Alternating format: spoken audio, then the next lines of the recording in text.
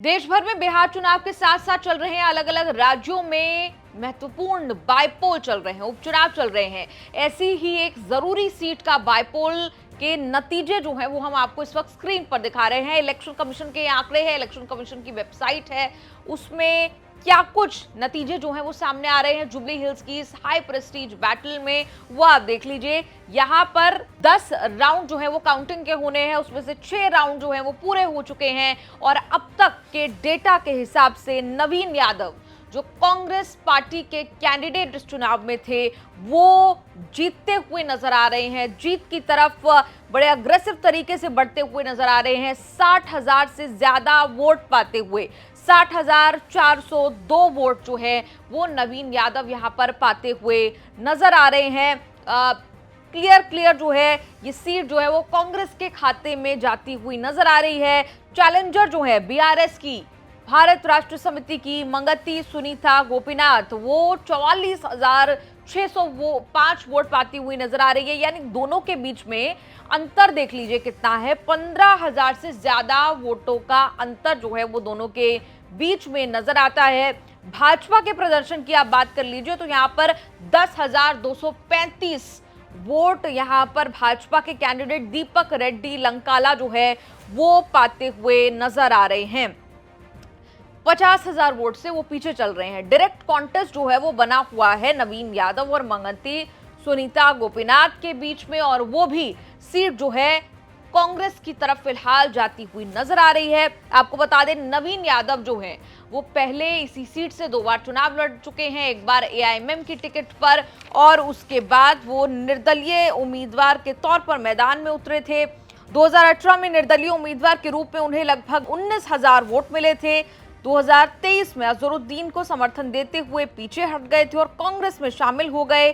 Party ने election in charge की जिम्मेदारी दे दी और अब जब कैंडिडेट बनाकर उतार दिया तो नवीन यादव जो है वो ये महत्वपूर्ण सीट जो है अपने पक्ष में करते हुए, ये सीट इसलिए भी महत्वपूर्ण है क्योंकि तेलंगाना में हाल में जब चुनाव हुए कांग्रेस की सरकार सत्ता में काबिज हुई तो उस पर एक मोहर, एक ठप्पा जो है सरकार पर भी लगता है जब एक महत्वपूर्ण सीट जो है वो सत्ताधारी पार्टी के ही कैंडिडेट जीत लेते हैं और जीत की तरफ नवीन यादव अब बढ़ चुके हैं। आपको बता दें जुबली हिल्स सीट 2023 के विधानसभा चुनाव में बीआरएस के मंगती गोपीनाथ ने जीती थी। गोपीनाथ लगातार जुबली हिल्स से जीत रहे थे, उनके निधन से उपचुनाव की नौबत आई। केसीआर ने सिंपैथी कार्ड चलते हुए मंगती गोपीनाथ की पत्नी सुनीता गोपीनाथ को टिकट दिया, जिनका आप यहाँ पर जिन्हें आप सेकंड नंबर पर देख पा रहे हैं, उन्हीं की पत्नी को बीआरएस ने बड़े ही चालाकी से कैंडिडेट बनाकर उन्हें उतारा, लेकिन वो फिलहाल दूसरे नंबर पर जो है वो नजर आती हैं। जुबली हिल्स आपको बता दें पूर्व क्रिकेटर और कांग्रेस नेता मोहम्मद अजहरुद्दीन का इलाका है। 2023 में जब कांग्रेस की लहर चल रही थी तब भी अजहरुद्दीन जुबली हिल्स की सीट 16,000 वोटों से हार गए थे। आपको बता दें 3.98 लाख वोटर जो हैं वो इस सीट पर हैं और इसमें अच्छी खासी तादाद जो है वो मुसलमानों की है। मुसलमान बहुल होने के बाद भी अजहर की हार से सबक सीखते हुए रेवंत रेड्डी ने इस बार ओबीसी नवीन यादव के लिए हाईकमान को मना लिया था। इस बार तो नवीन यादव अच्छा खासा प्रदर्शन करते हुए नजर आ रहे हैं कांग्रेस पार्टी के, लेकिन 2023 के विधानसभा चुनाव में जुबली हिल्स 4 कॉर्नर्ड कॉन्टेस्ट होने से कांग्रेस को नुकसान हो गया था।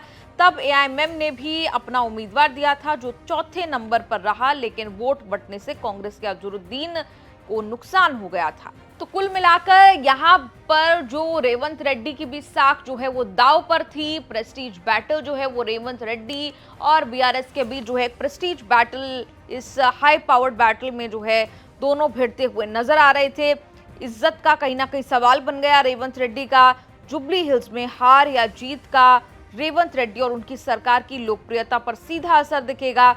दूसरी बात यह कि कुछ दिन पहले हैदराबाद सेंट्रल यूनिवर्सिटी के छात्र संघ चुनाव में कांग्रेस के एनएसयूआई की करारी हार हुई थी। हैदराबाद यूनिवर्सिटी चुनाव में कांग्रेस की हार का बड़ा कारण ये माना गया कि रेवंत रेड्डी को कांचा, गोची, बोवली जंगल काटने के खिलाफ लोगों का गुस्सा झेलना पड़ा।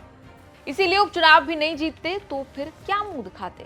खैर, इस पर आपकी क्या राय है कमेंट्स में लिखकर जरूर बताएं।